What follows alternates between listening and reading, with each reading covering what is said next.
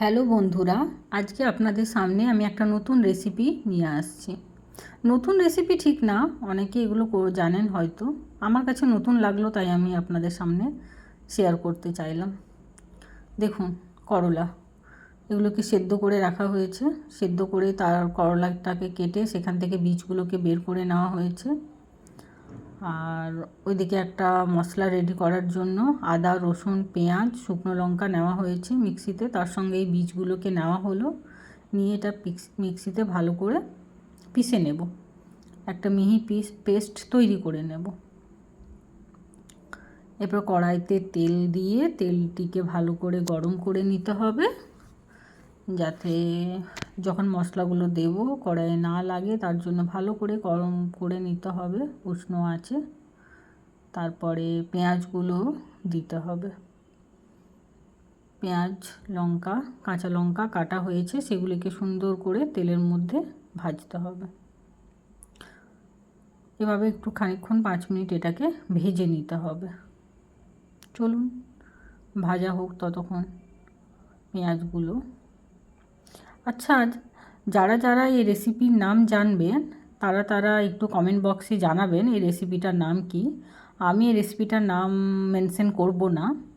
তো যারা যারা জানেন এই রেসিপির কি নাম তারা প্লিজ কমেন্টে মেনশন করবেন কি নাম রেসিপিটা, আর খেতে কেমন লাগে, কার কার ভালো লাগে সেটাও জানাবেন। চলুন, পেঁয়াজ অনেকটা ভাজা হয়ে এসেছে হালকা হালকা করে।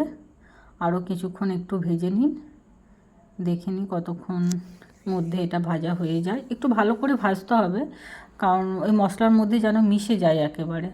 দানা দানা থাকলেও ভালো লাগে, কিন্তু ভালোভাবে মিশে গেলে মশলাটা পুরো একদম একটা মিহি পেস্টের মতো হয়ে যাবে। এরপর এখানের মধ্যে আমাদেরকে দিতে হবে টমেটো। চলুন টমেটোটা নিয়ে আসি, দিয়ে দিলাম। একটু টমেটো ছিল, দিয়ে দিলাম, টেস্টটা একটু ডিফারেন্ট হবে। চাইলে আপনারা স্কিপ করতে পারেন, টমেটো না থাকলেও কোনো অসুবিধা নেই। তো ছিল বাড়িতে, তো আমি দিয়ে দিলাম। এরপর একটু ভালো করে এগুলোকে ফ্রাই করে নিতে হবে।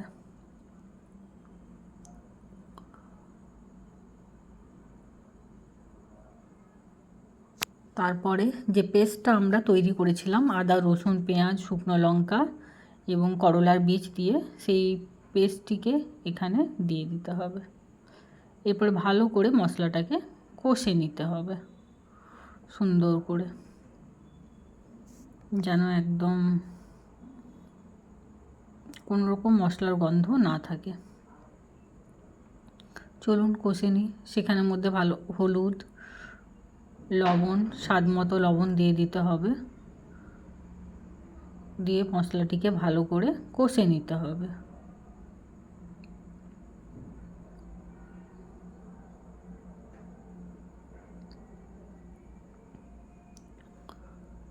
দেখুন কালারটা কি ভালো লাগছে। অনেকটা কষা হয়ে গেছে। আমরা একটু তেল কম ইউজ করি, তাই খুব একটা তেল লাগেনি। বাটির মধ্যে নিয়ে এরপর একে একে এগুলোকে ফিল করে দিতে হবে। যখন ফিল করছিলাম আমি আর মা, তখন ক্যামেরা ধরার কেউ ছিল না, তাই তখন দেখাতে পারলাম না। একটা রেখেছিলাম দেখাবো বলে, ভাইকে ডাকলাম, ও একটু ক্যামেরাটা ধরে দিল। তো এইভাবেই ফিল করে নিতে হবে। তারপর এক একটা সুতো নিয়ে এগুলোকে বেঁধে দিতে হবে। বেঁধে দিলে কি হয়, এটা খোলে না, ফ্রাই করতে সুবিধা হয়, মশলাগুলো পড়ে যায় না। মা আর আমি দুজন মিলে বেঁধে নিচ্ছি যাতে তাড়াতাড়ি হয়ে যায়। এগুলো করতে একটু সময় লাগে অন্য সবজির তুলনায়। তো দেখুন কিভাবে বাঁধছি। তার আগে মা সুতোগুলোকে কেটে রেখেছিল। হয়ে গেছে বাঁধা। তাই দেখুন আমার ভাই চেয়ারে বসে আছে। এরপরে কড়াইয়ের মধ্যে তেল নিয়ে এই করলাগুলিকে ভেজে নিতে হবে। করলাগুলি দেওয়ার পরে তার মধ্যে একটু করে লবণ ছড়িয়ে তারপরে ভাজতে হবে, কারণ ভেতরে লবণ আছে। করলার মধ্যে তো লবণ নেই, একটু করে লবণ দিয়ে দিলে সেটা খেতে ভালো লাগে। যখনই কড়াইয়ে দেবেন, তেলের মধ্যে দেবেন, ওপর থেকে লবণ ছড়িয়ে দেবেন। এইভাবে রেডি হয়ে যাচ্ছে। বন্ধুরা জানাবেন এই রেসিপিটার কী নাম। অপেক্ষায় রইলাম আপনাদের। কতজন জানো এই রেসিপিটা সেটাও কমেন্টে জানাবে।